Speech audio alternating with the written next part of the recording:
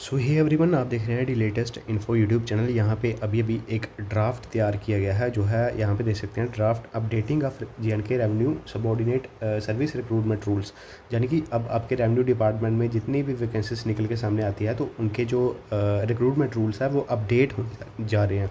अभी ये जो है GAD के ऑफिशियल वेबसाइट पर ये नहीं आया है, अभी एक तरह से ड्राफ्ट ही मान के आप चल सकते हो। ड्राफ्ट एक तरीके का ड्राफ्ट ही है, और आने वाले समय में यही जो मोस्टली आपका ड्राफ्ट है वो देखने को मिल सकता है। यानी कि ये अगर कुछ इसमें माइनर से चेंजेस भी होते हैं तो बाद में आपका GAD के ऑफिशियल वेबसाइट पे आ जाएगा, ठीक है।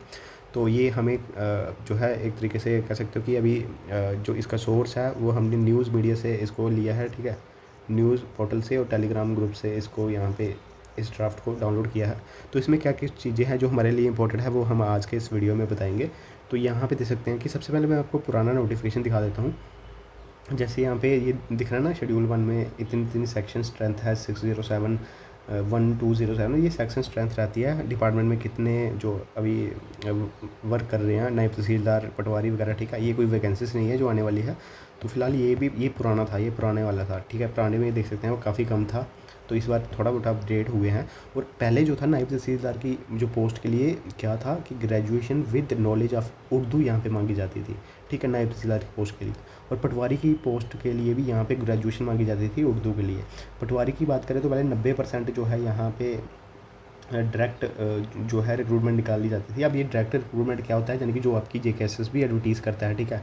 इतने परसेंट वैकेंसी आती थी नायब तहसीलदार की 45%, और 50% जो वैकेंसी है वो यहाँ पे प्रमोट होते थे, जो आगे लगे होते थे। जैसे पटवारी से ऊपर फिर गिरद्वार बनते हैं, ठीक है, गिरद्वार वगैरह बनते हैं, फिर देन नायब तहसीलदार बनते हैं, उनके लिए रिजर्व थी। और 5% जो थे ये सीनियरिटी, ये सब लिखा गया है पुरानी एडवर्टीजमेंट में, आप पढ़ लेना, ठीक है। ये कुछ इतना ज़्यादा वो नहीं है। बाकी आपको नए रिक्रूटमेंट रूल में आपको पढ़ के बता देता हूँ अब क्या चेंजेस देखने को मिले हैं। MTS और थोड़े बहुत और भी चेंजेस हैं जो मैं आपको बताऊंगा। तो देख सकते हैं नायब तहसीलदार के लिए अब जो है सिर्फ ग्रेजुएशन इसमें मेंशन है इस ड्राफ्ट में।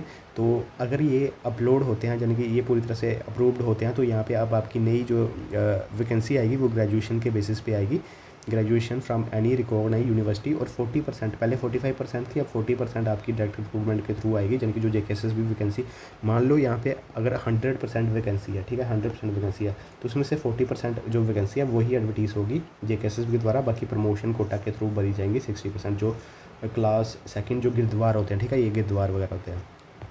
तो गिरद्वार कैसे बनते हैं, गिरद्वार पटवारी आगे प्रमोट होते हैं, फिर गिरद्वार बनते हैं, देन इनकी प्रमोशन से आगे नायब तहसीलदार बनते हैं।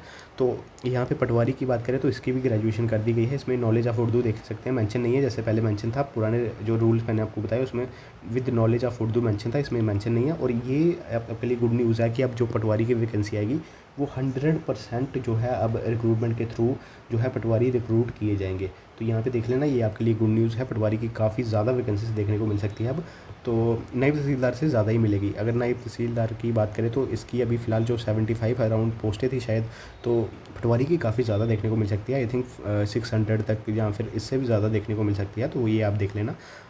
और उसके बाद बात करें जूनियर स्टेनोग्राफर की भी यहाँ पे मेंशन है, इसमें देख सकते हैं स्पीड चाहिए होती है, ये सब आपको पता ही है, ठीक है। फिर GI एक ट्रेसर की भी पोस्ट रहती है, उसके लिए 10+2 विद डिप्लोमा सर्टिफिकेट चाहिए होगा। रेलिवेंट ट्रेड, यहाँ पे आपने ट्रेड कराना चाहिए इसमें बिल्डिंग ड्राइंग में, सर्वेइंग या लेवलिंग में, या ड्राफ्टमैन का होना चाहिए, सर्वे, इनमें से कोई भी एक होगा तो आपका ये फॉर्म लग जाएगा जब भी ये वैकेंसी आगे चल के इन फ्यूचर देखने को मिलेगी। फिर GIS असिस्टेंट की एक पोस्ट आपको देखने को मिल सकती है।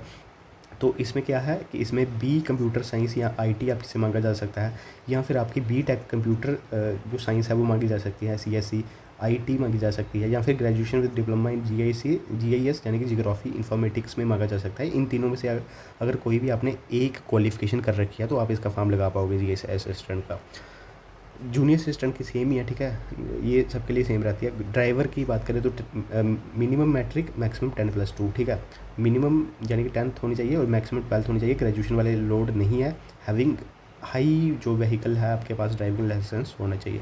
और MTS की बात करें तो इसके लिए मिनिमम मैट्रिक 10th और मैक्सिमम 12th, तो ये आपकी होनी चाहिए। तो बाकी ये देख लेना पूरा नोटिफिकेशन कहाँ से डाउनलोड करना है। टेलीग्राम ग्रुप में मैं ये ड्राफ्ट जो है डाल दूंगा, वहाँ से आप डाउनलोड कर लेना।